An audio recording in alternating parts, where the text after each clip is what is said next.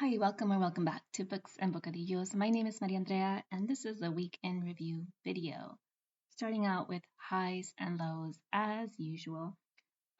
So the highs is that I have a candy haul that I would like to share with my community here on BookTube. So I am going to come back and do a candy haul at the end of the video for those who are interested in candy that is vegan and gluten-free.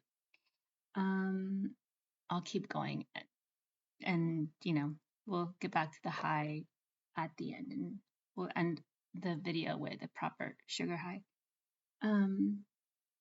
Lows. So the lows are my tired eyes. I think I'm still adjusting to the time change. Um it's getting darker earlier, there's more periods of darkness, and I think I'm having some changes with my vision. So I'm having more headaches. So it's difficult to read sometimes because I don't really want to, because either I need more lighting or I need um, maybe more reading on my Kindle, so that I can adjust the font and the lighting. So that kind of has been making it a bit of a challenge to read. I'm still getting adjusted to the time change, I think, is what it is. And I do need to make time to go get my vision checked. So I'm thinking I'll probably need to get a new eyeglass prescription. And so, yeah, I probably need some new reading glasses. Hopefully, once I get that taken care of, it'll be easier to adjust to being in the dark more. I used to really enjoy the time change of like it being darker earlier and having more nighttime, but I don't really love it as much anymore. And tags, I did one tag this month of November. I did the Happy Birthday Sui, the Big 6-0 tag that Sui created as a celebration of her 60th birthday this month. So check that out and wish Sui a happy birthday if you'd like to. I think I'm grateful for Sui. We've had some fun times this year with August, and I look forward to many more years reading with Sui and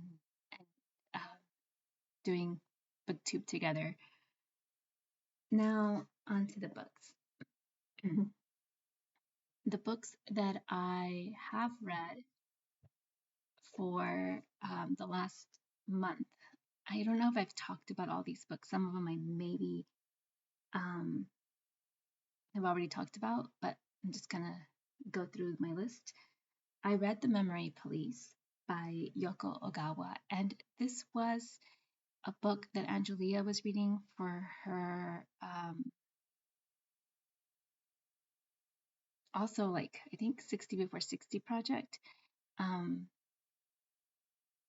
I know then the project has a name and I am forgetting, but she's reading dystopian novels leading up to her 60th birthday next year. And so The Memory Police was her book, one of the two books I think that she read during the month of November, and I told her I would read it. So I did read it, Angelia, and I enjoyed it. Now I am looking forward to reading The Housekeeper and the Professor because I have that one on my Kindle as well.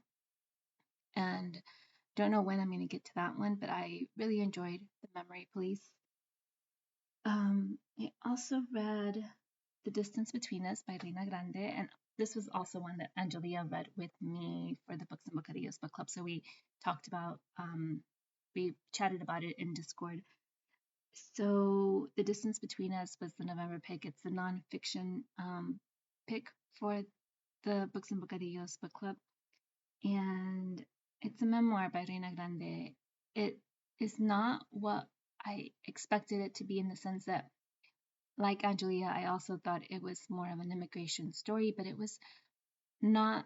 Like, memoirs are typically like about a certain experience or on like a theme, and I feel like this was more expansive than just the travel to the US. I feel like it was more of like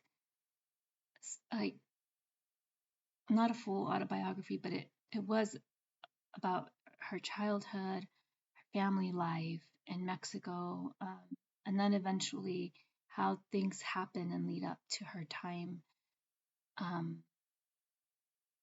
traveling to the United States and um, and going to school in the United States and kind of that coming of age period. And we end the memoir once she's graduated from college and is in the beginning stages of her writing career. She has another memoir, and I think that might be more um, adult voice, Reyna. I feel like in The Distance Between Us, it was like there was a younger Reyna that narrated most of the memoir, and then the adult Reyna came out sprinkled throughout, and then at the end. And I have some thoughts about that, but I would like to do a proper book review of The Distance Between Us. Not because I rate books, because I don't rate memoirs. I think that memoirs are a kind of book that I don't like to rate. It's a person's life story, and they can tell it with however they want. But I do have thoughts about how I felt reading the memoir um, and the memoir itself. So I do want to talk about this book in a way of like promoting this writer, because I think Reyna Grande is a great writer, and I want to talk about this memoir and Reyna Grande. I also read The Cider House Rules by John Irving with the Life According to John Irving reading group, and I enjoyed it in the end. I did not enjoy it in the first half. I kind of struggled through the first half of The Cider House Rules, but once I got more than halfway through, maybe about 3/4 of the way through, I felt like I was fully invested in finishing the book, and I'm glad I did. There was some talk about like, oh, if you're not enjoying, then you should DNF, but I didn't want to DNF. I wanted to stick with it, and it felt like an achievement to finish. All in all, I did enjoy it, and I will continue reading John Irving. I also finished The Vampire Knitting Club, and I think I finished this at the beginning of the month. If not, like late October, early November. I don't remember exactly when. I want to say maybe it was early November. And The Vampire Knitting Club is by Nancy Warren, and I really enjoyed it. And it's the series. It's like a cozy paranormal mystery series, and I want to continue with the series. It is kind of seasonal because it all takes place. Well, it's all vampires and paranormal activity. So maybe it's a book that I will enjoy reading in like the fall, like around Halloween. But I think it could also be a wintry book because it's kind of cozy. It's a cozy mystery series that deals with like knitting and books. So I enjoyed it. I also read Kitchens of the Great Midwest by J. Ryan Stradal. I think I've already talked about this. I read this because it was a recommendation from our friend Nick at Dr. Cranky Pants Reads, and this was the book that I read. I'm doing a three book series of books recommended by my friends here on booktube. So Kitchens of the Great Midwest was recommended to me by channel Dr. Cranky Pants Reads by our friend Nick. I read that in October. I'm currently reading, this is a segue into what I'm currently reading. I'm currently reading and almost done with The Townsend Family Recipe for Disaster by Shauna Robinson. I'm probably going to finish this book not tonight, definitely by tomorrow. And the third book in the series is the December book, and that's going to be You Made a Fool of Death with Your Beauty by Akwake and Emezi. And this book was recommended to me by Melinda at Ogawa Stories, and I didn't mention that the Townsend family recipe for disaster was recommended to me by our friend Ellen at Ellen Made Book Club. So these three friends of mine, of ours, of our community, they recommended these books to me throughout the course of the year. And I saved them for the very end as a way to wrap up the year. And I will probably do a video talking about the reading experience of these books and what I thought, and maybe even rank them and do a who gave me the best recommendation. Not that they were in competition with one another, but that might be fun. Like who has who's like got me figured out the best, I guess. Um, so yeah, I will look forward to doing that. I think it's been a lot of fun to just get these recommendations from friends and see why they think I would enjoy the book. And a lot of the reasons why is because of the food writing in the books. And yeah, I have so much to say and I want to talk more about that, but I'll save it for a proper um, like recap video, those three books. And I haven't DNF'd anything for a recipe. I will be right back. I have the recipe under this, like holding up my laptop, so I need to grab it. I should have done that before I started recording. Be right back. Okay, so then this is the recipe that I want to share. It's from this cookbook. So this is kind of turning into a small segment of Cookbook Corner. Cookbook Corner is the kind of video that I used to make. I haven't made it like over a year, I think was the last time I made a video in this kind of format where I talk about a cookbook or a couple of cookbooks and I read from it or I share a recipe from it. So I'm sharing a recipe from the cookbook Good Things by Samin Nosrat. I love Samin. I've talked about her podcast. I've just talked about how much I love Samin's recipes. And so for our Thanksgiving meal, I made a dressing that she's really well known for. It's like her go-to recipe. And so I got it from this, I think it's this one. It's called, no, not house dressing. It's the creamy sesame ginger dressing. Yeah, creamy sesame ginger dressing. So a little bit about this cookbook, because it's her new cookbook published this year, and it's such a beautiful cookbook. Like the photography in here is amazing. The quote here at the beginning is eating is a small good thing in a time like this. And that quote inspired the way the layout is. So everything is good things. All the sections are good things. And the first section is good things come in small packages. And this includes condiments, components, and toppings. Then there's good things to welcome others. And these are small gestures of hospitality. This whole cookbook is for the love of cooking and community and sharing a love for food and cooking with your community and those you love. So everything is about community, about others and loving others. So that's just a really great part of this is the hospitality part.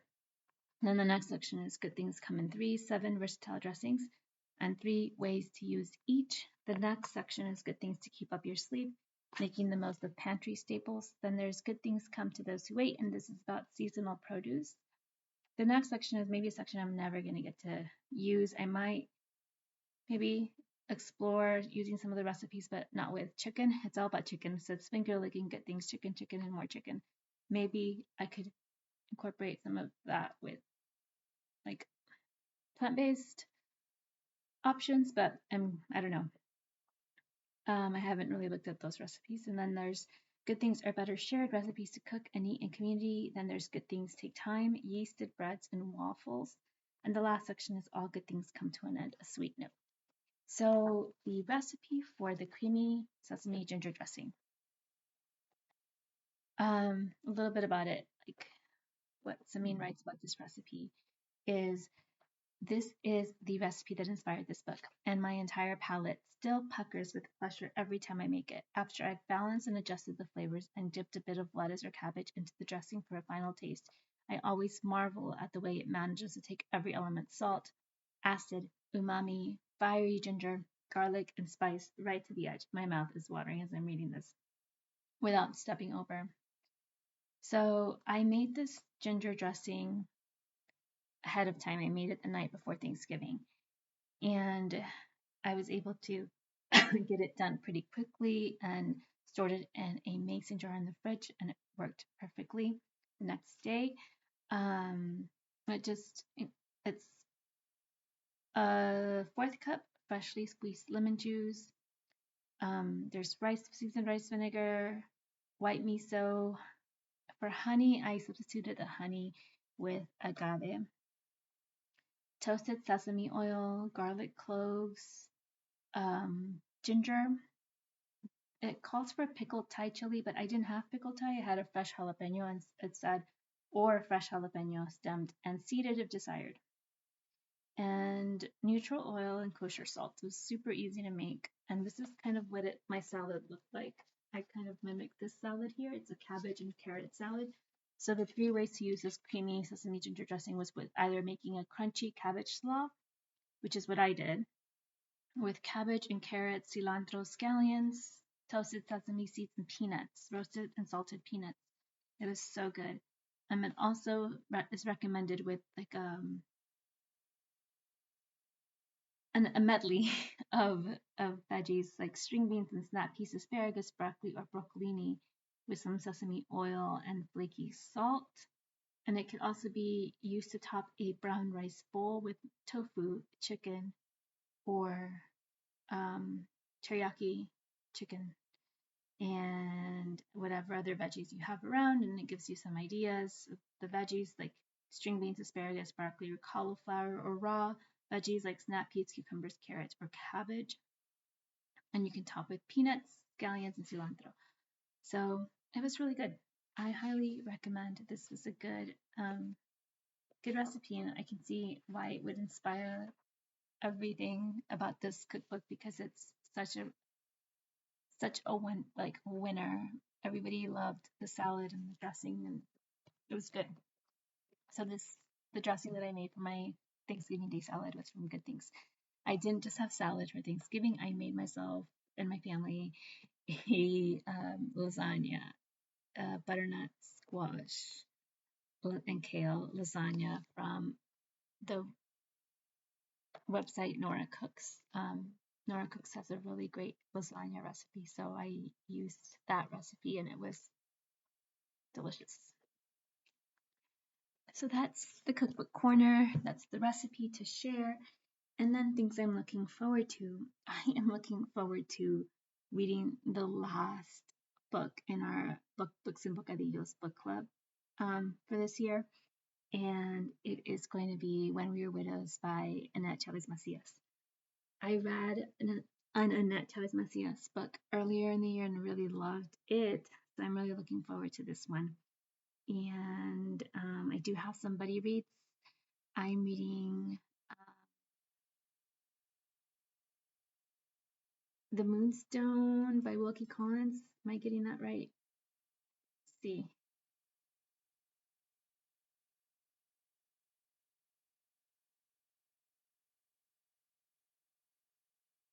The Moonstone by Wilkie Collins with Melinda at Web Stories and whomever else joins her for the classics catch up.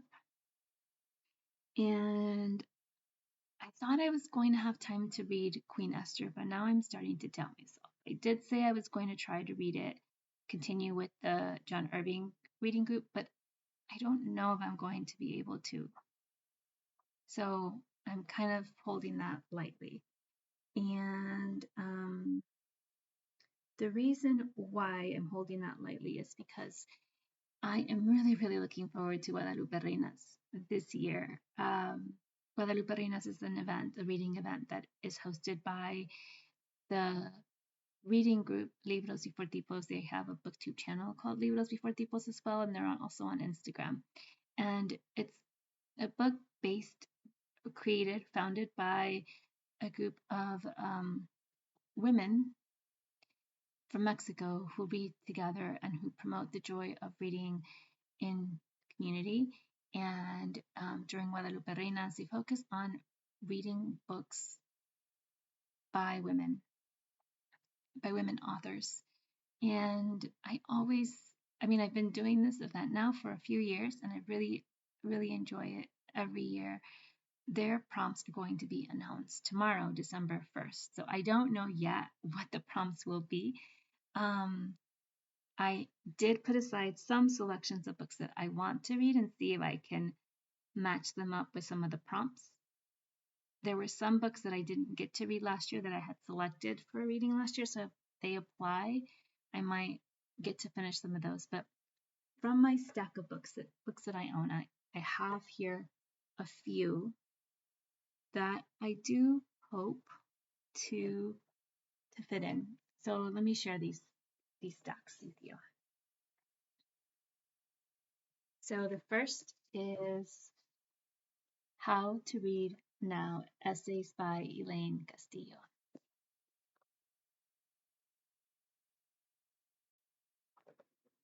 So How to Read Now, Essays by Elaine Castillo. Elaine Castillo is the author of America is Not the Heart. I started this last year. I read maybe like the first 2 essays in here, and I really, really enjoyed it, but I didn't finish. So this might be one that if I can plug back in to my TBR for Guadalupe Reinas, I am going to try to fit it in. And then this is one that I've been talking about for a while. It's a memoir, and I've been wanting to read it, My What If Year by Alisha Fernandez Miranda. So this is one that if it fits into a prompt, I will gladly fit it in.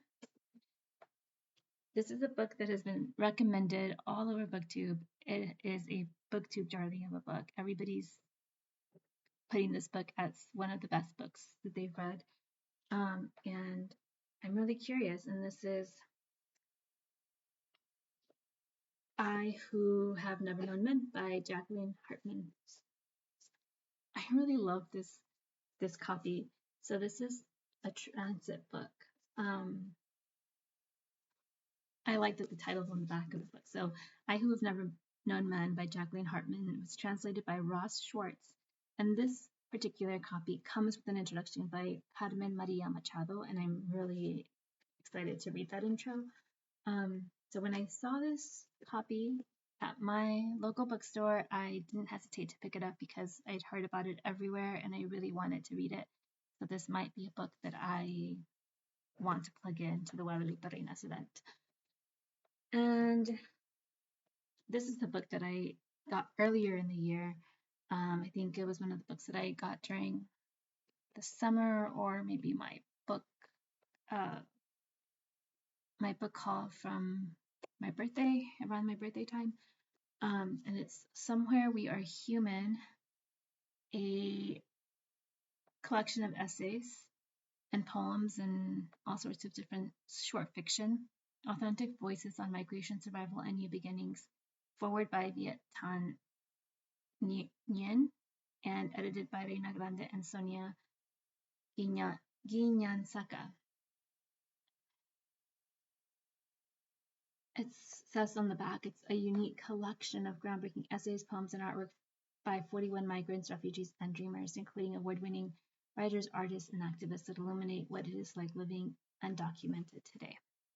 So this is also a collection that I'll be gladly to plug in if it fits in with the Guadalupe Reinas.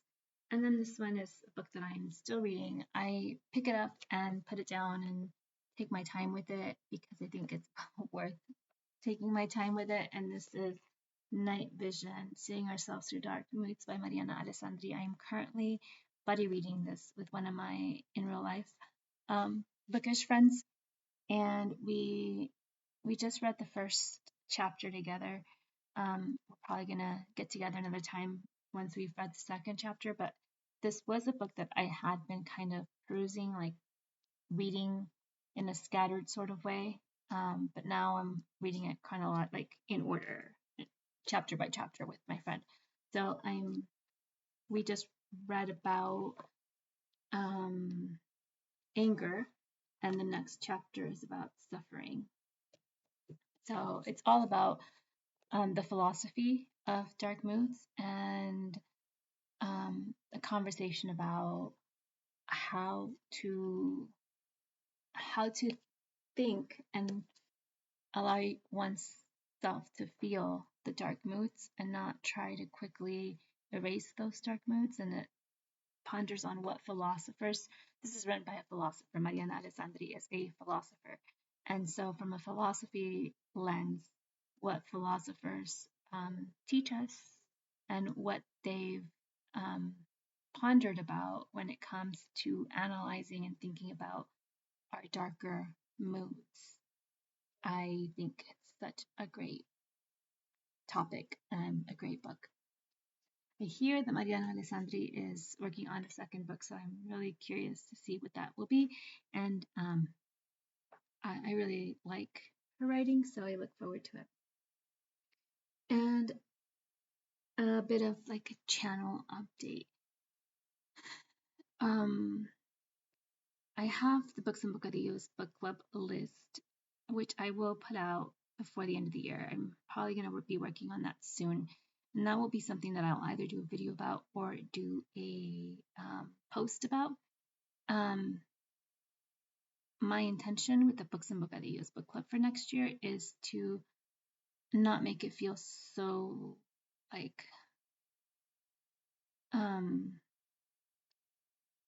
I do want it to feel structured in some ways, but I don't want it to feel overwhelming or like you have to read this book in a month. I want there to be like more flex with reading and taking your time with reading. And I want to feel like I'm creating community around reading and not like excluding or limiting when a book is read. So I'm thinking about how to do that and have some ideas, but I'll be talking more about that in a separate video. I have the list of books that I'm going to be promoting. And so then the next thing is I'm going to be working on some book reviews for the books that I've read for the Books and Bocadillos book club this year. Because that's important to me and I want to get those out there, but I need some time. I need to carve out time to be able to focus on book reviews and only book reviews as I'm wrapping up the year. And so for the channel for the month of December, I am doing a Silent Nights in December. So there's just so much happening in the world and in my brain. So I feel like I need to take a time to just read. Like I really want to envision, when I think about how I want to spend my time in December, I want to do some reading, some nighttime reading by like the glow of the Christmas tree, or I want to sit with my planner or my reading journal and start doing some journaling and start doing some like planner kind of prep for next year. And I just want to have times to just rest and relax. And so I feel like I want to do Silent Nights in December where maybe I'm not sitting in front of the camera talking, because I feel like there's a lot of noise in the world, and I feel like maybe my thing to do in the month of December is to not put out as much noise. So I'm going to be silent. Apart from like book reviews, which I'll post those, and the Books and Bocadillos book club update. But yeah, I'm really like not expecting myself to do any other content. I will probably do maybe some community posts, maybe some silent shorts, maybe, but not going to be doing any like longer videos. Now, I have so much to come back to in 2026. I am looking forward to continuing with Yogis next year, and Sui and I are both on board with that and wanting to just make that more fun and more inclusive and more exciting, and hopefully more people will join reading young adult literature in the month of August next year. I have friends that I look forward to being community with, but I feel like sometimes I'm caught between creating content and catching up on content. So with Silent Nights in December, one of the things that I want to do is try to catch up with friends here on BookTube and watch some of their content that I've missed. And yeah, so that's important for me to do. If I keep saying if I come back, because there's a part of me that just wonders, like, do I even does it even really matter? Like, does sitting here in front of a camera really matter to anyone? Like, is anybody like, is this this is important only to me, I think, in the way that I like being in community with other readers, and I enjoy talking to my friends through these videos. Like, I feel like in this video I've talked to Nick and Ellen and Melinda and Angelia. But other than that, like sometimes Sui, but other than sometimes feeling connected to the friends who constantly mention me or engage with me in this community, sometimes I feel like is this even a thing that is that I should keep up with, right? Like, I'm possibly going to be celebrating my 3rd BookTube anniversary, and I think about why I'm still here and should I still be here? And so I do still want to be here for my friends. That's the main reason why I'm here. And I still really want to be here for August. And I still really want to be here for the Books and Bocadillos book club. But how engaged, or how often, or how do I want to be here? What does that look like? So I have some things to ponder. If I decide to come back, which I think I probably will because I have so many things to come back to, but if I decide to come back, I think I'm going to see if I feel up for doing the 12 tags of Christmas. So last year I did the 12 days of Christmas tags, where I'm catching up with tags. I've been tagged to do so many tags, and I might, if you've tagged me to do a tag and I haven't done it, probably want to do it. But because I'm doing Silent Nights in December, I won't in the month of December, but I will try to come back. I do want to come back as of right now. And when I come back, I'll come back probably for the 12 days of Christmas. And that's at the end of December and into January. And I'll do the 12 days of Christmas booktube tags. And that's about it. So that's what I'm looking forward to. Now on to the candy haul, if you're still here and still interested. Okay, so now we're doing the candy haul. I ordered some candy from this company. Let me pull them up here. The name of the company is Break Free Candy, and the website is breakfreecandy.com. A little bit about Break Free Candy, and this is why I want to talk about this company. So Break Free Candy makes vegan and gluten-free candy. I'm vegan and I'm gluten-free, and it's so hard to find vegan and gluten-free candy, but I think they're a really good company. So this is about them. It says, from Sweet Hazel and Company to Break Free Candy, transitioning from its original identity, Sweet Hazel and Company, to the revitalized Break Free Candy, this business stands as a symbol of relentless innovation, and the power of new beginnings, led by Chef Fee, whose encounters with the criminal justice system have shaped, not restricted, her ambitions. The company thrives on offering employment without prejudice, focusing on individual merit rather than history. Launching amidst the pandemic, Break Free Candy is not merely a venture into premium vegan sweets. It's an embodiment of Chef Fee's commitment to societal elevation through inclusive employment and community involvement. This venture isn't just selling candies, it's advocating for societal transformation, celebrating redemption and the victory of overcoming obstacles. So, Break Free Candy is a company that is focused on advocating and helping people who have been incarcerated and are trying to find employment. And I think that's really important work. And so hats off to Chef Fee for creating this delicious company. So I ordered a couple of things here. One was I ordered some of their seasonal stuff,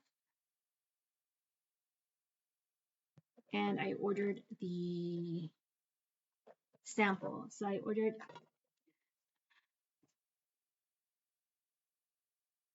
ordered their seasonal samples. I had peppermint bark, pecan toffee, peanut brittle, and some of the bars. I think it's the Samoa bar and the Millionaire bar. I also ordered the variety 10-pack. The 10-pack is 10 full-size candy bars that are like made as a replacement for the regular like candy bars that we all know, like Snickers and Milky Way and those kinds of candy bars. So they were featured on Veg News, which is like a vegan magazine or a zine, and they sold out of their holiday. I think they had the holiday candy lovers pack, and that sold out really quickly. So then I ended up just ordering individual items, and I got all the individual items in like a little box. So I'm going to show you a sample of these. This is the peppermint bark, and it's vegan and gluten free.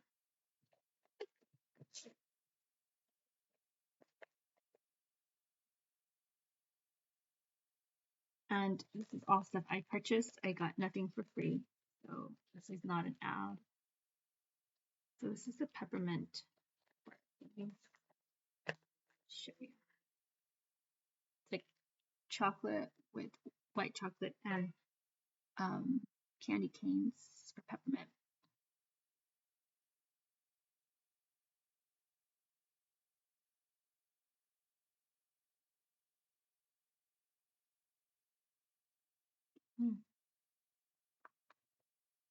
This is really good. It's not too sweet.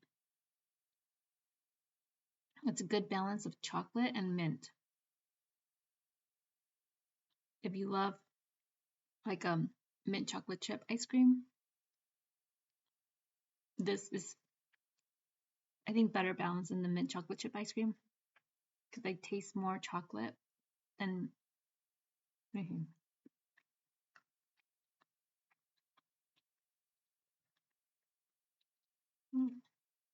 No. Now that I taste the chocolate alone,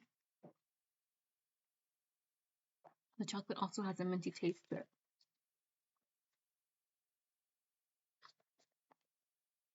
It's really good. It's not too sweet. And now I feel like I have peppermint breath. I feel like my mouth is tingling with freshness. The next one here is the pecan toffee.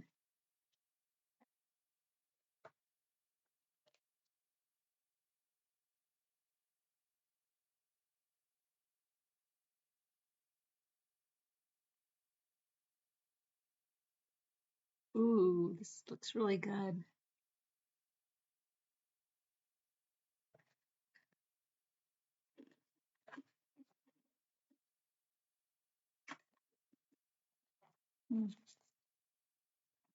Okay, I'm not a huge fan of toffee generally. It's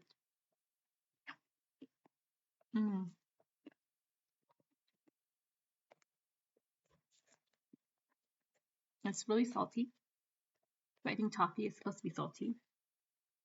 And now I'm remembering why I'm not a big fan of toffee, because it's hard and it, it sticks in your teeth. I feel it in my teeth. I think I struggle with that generally. So toffee is not my favorite, but it's good. It's very different from the peppermint, but it's actually kind of salty. Really strong. I think it tastes like toffee is supposed to taste, I think, but I am not crazy about toffee generally, but it does taste good. Probably if you are into toffee, you're probably going to really like it. This next one is peanut brittle, and another one. I don't usually eat like toffee and brittles because I don't like the feeling of the candy getting stuck in my teeth.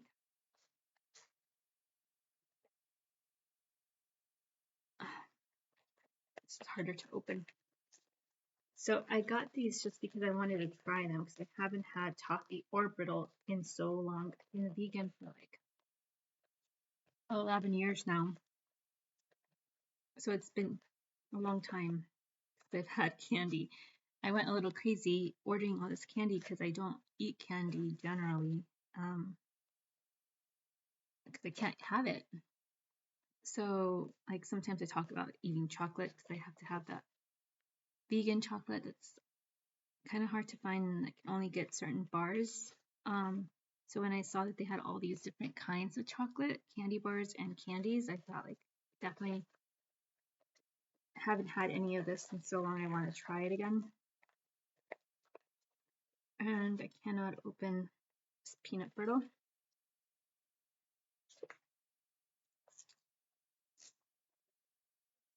I need to get some scissors.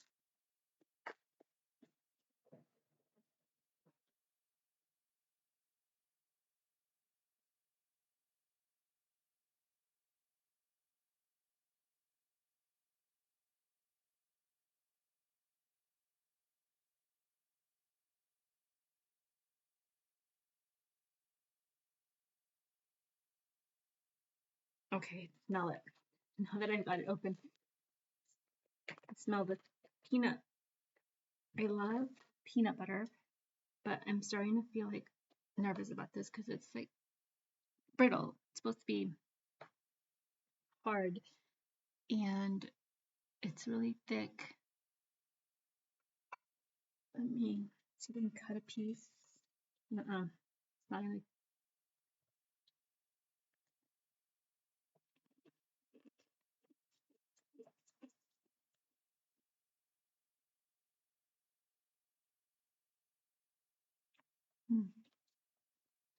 It's really good. It's really, really good.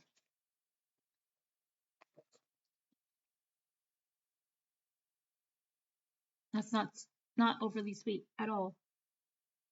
It just tastes like peanuts and it's a good balance of sweet and salty. I really like the peanut butter. I had to bite it, so I'm not gonna put it back in the package because I'll leave it out. Then I have the gluten-free vegan. One is, I think this is a Samoa. One is a Samoa and one is a millionaire bar.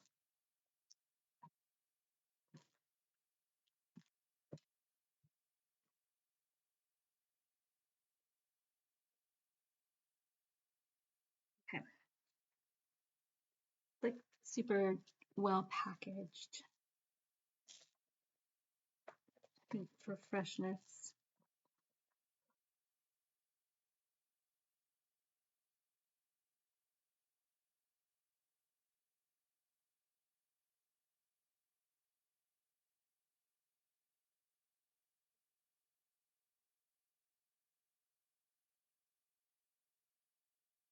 I'm trying to like open it. without tearing, but it's gonna just tear, I guess. There we go. Okay, so these are huge squares.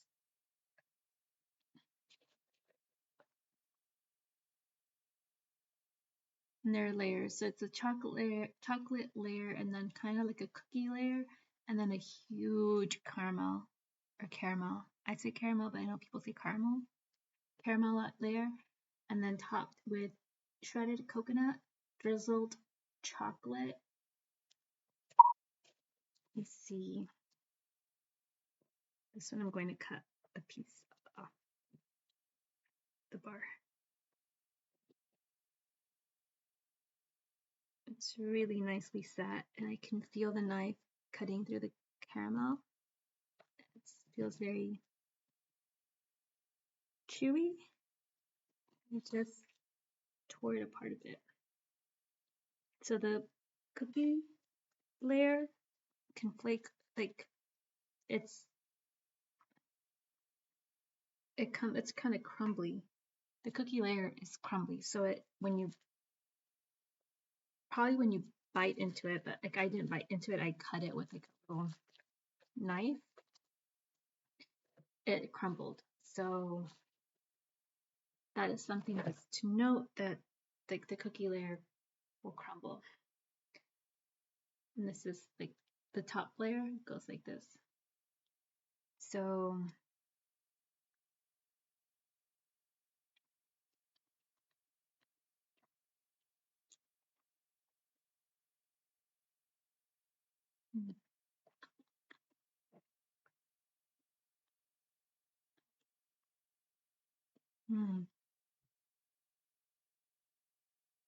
this is so good.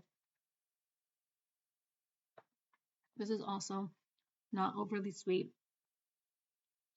I do not like really sweet, like terribly sweet things. I usually don't add any sugar to my coffees or lattes or teas. All my teas are usually unsweet. So I have a very low tolerance for sweets. And this is like sweet, but not overly sweet. It's just very nicely sweet. So take it from me. If you have like a major sweet tooth, or when you like really, really sweet things, this might not feel like it's sweet at all, but to me, it feels like it's just perfect. And the caramel is so chewy. It's like, I still feel bits of it in my mouth. It's so good. The cookie layer is flaky. So, like I said, it's not, it does kind of crumble. It's crumbly. It's really good. I like it. But again, I'm not an overly sweet person. So like this, I cut off just the edge of it.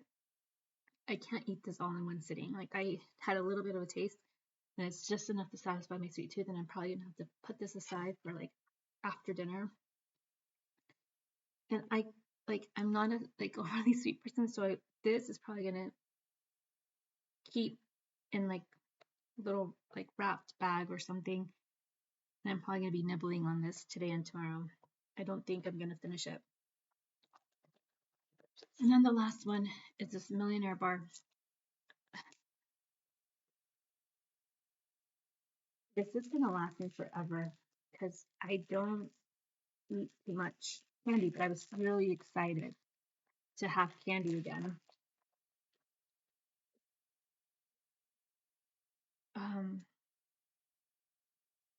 I wanted to try them, so I got like just one of each because I wanted to try them first before I buy for others. But I think that these would make a good gift if I was putting together a gift box or a gift basket for a friend. I think these are very nice. They're like delicious, and I could see myself ordering some later for gift giving. And again, I'm gonna just cut off the edge of this millionaire bar.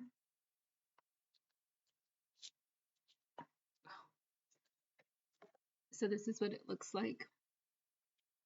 It's also very thick and caramelly, and the cookie layer did better. It didn't crumble like the other bar. This looks so rich and delicious. I think that's why they're called millionaire bars, because they're so rich and like decadent. So see, just a sliver is what I cut off for myself.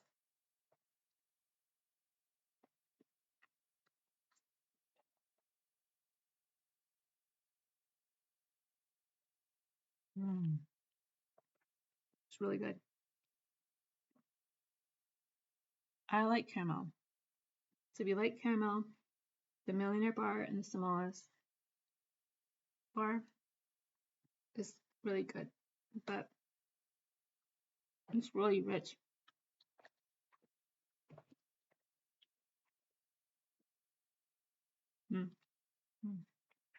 Super good. It's not overly sweet.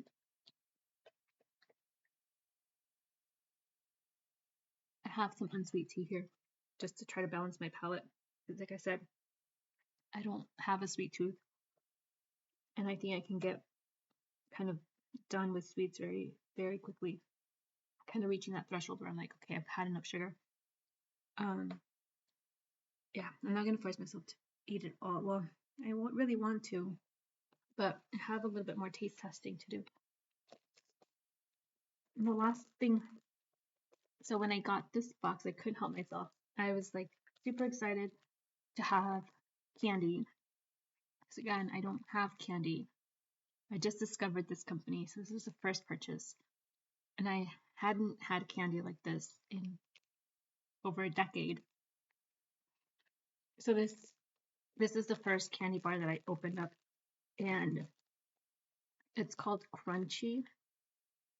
It's a decadent symphony of crunchy gluten-free cookie bar topped in smooth caramel and rich chocolate. So this is like a Twix.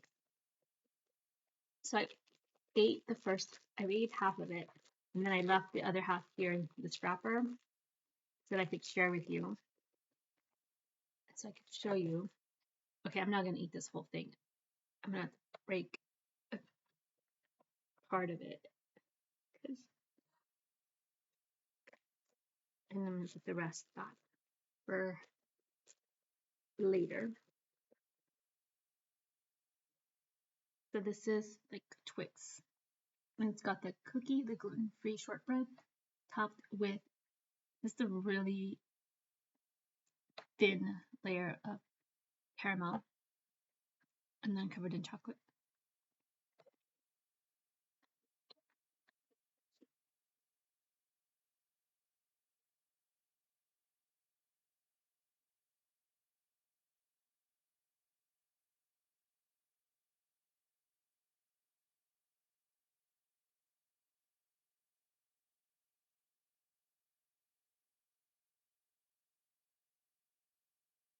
The candy, I mean the cookie layer is very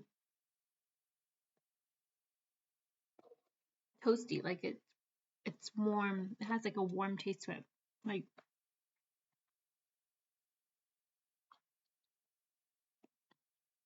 it looks like it's toasty, like toast a little bit like on the toasty end, because it just tastes. It doesn't taste light. Like you can. It has flavor. That's what I'm trying to say. Like, and the caramel's not overpowering. It's a good balance. I'm not gonna open up the rest of the candy bars because there's just no way I'm gonna eat all of them. But a couple of other ones, like this is a space bar, a cosmic journey of taste with smooth chocolate, soft nougat, and creamy caramel. I think this is like the Milky Way equivalent. It's like a full-size candy bar. And then there's the nut bar. This is roasted and salted peanuts embraced by sweet caramel and nougat for a nutty delight. Is this like payday? Nut bar. Roasted and salted peanuts. imagining it's kind of like a payday. And then this is the Better Than Theirs. This is a Snickers. This is the equivalent of a Snickers. And then there's a Chillax candy bar, and this is a unique blend of crunchy pretzels, creamy peanut butter, caramel, and chocolate, offering in a 2-in-1 taste. So it's like a sweet and salty candy bar with like pretzels. I say pretzely flavor, but pretzels. I talked about the space bar, which is like the Milky Way. This is Pecan Bliss, a delightful combination of chewy caramel, crunchy pecans, and smooth chocolate. Is there a candy bar that is pecan based? I'm not sure, but this is the pecan bar, Pecan Bliss. And then there's the peanut overload, or is this a payday? Peanut overload, it's an individual treat loaded with peanuts, luscious peanut butter, caramel, and chocolate. No, this is like a Butterfinger. I think this is like a Butterfinger. And then this is the dupe candy bar. Perfect balance of creamy peanut butter, fluffy nougat, and decadent chocolate. I don't know. Maybe this is the butter. I don't know what a butter. I don't know. The dupe. Another peanut butter nougat bar. Then there's another nutty nougat. A satisfying mix of crunchy peanuts, creamy peanut butter, and nougat, all covered in chocolate. The nutty nougat. A lot of peanuts, for sure. And then the Tres Amigos, the harmonious blend of soft chocolate nougat cooked in a dark chocolate shell, bringing a taste of unity. Tres Amigos. And that's it. That's all the candy that I have to share. And I just wanted to highlight a company that I think is doing some good social justice work in the world, and I am so happy to have found them. And I think I'm sat with candy and sweets for a really long time because I cannot eat all of this like quickly enough. It's just gonna take time. But I'm happy I got to share it with you, and feel free to check them out and support Break Free Candy if you're into candy. Thank you so much for watching. I am just gonna put this away so it's not tempting me anymore. Thank you so much for watching, and I will speak to you again after my silent nights in December, after the book season.